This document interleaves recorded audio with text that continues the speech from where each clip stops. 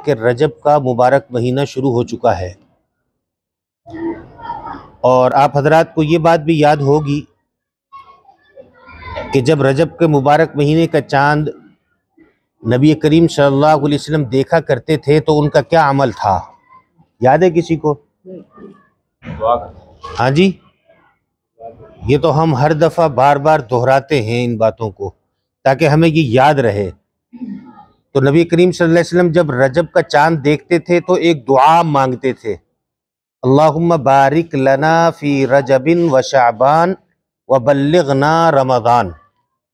याद आया कुछ?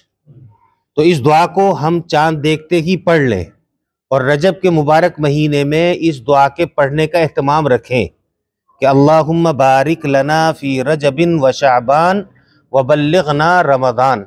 ए अल्लाह, रजब और शाबान के मुबारक महीने में हमारी ज़िंदगियों में बरकत अता फरमा और हमें रमज़ान तक पहुँचा दे। अरबी के अल्फाज याद नहीं होते तो उर्दू के अंदर कह ले।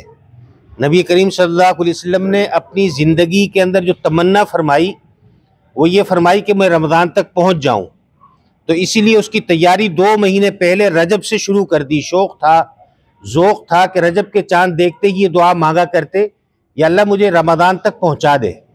तो हमें भी चाहिए कि हम इस दुआ का एहतमाम करें, अल्लाह ताला इसकी बरकत से हमें रमज़ान के मुबारक महीने तक पहुँचा देंगे। तो ये एक सुन्नत अमल है रजब के मुबारक महीने का कि जिसे हमें एहतमाम के साथ कर लेना चाहिए ताकि इसकी बरकत से हम रमज़ान तक पहुँचें और जो रमज़ान की खैरें, बरकतें और रहमतें हैं उनको हासिल करने का ज़रिया बन जाएँ।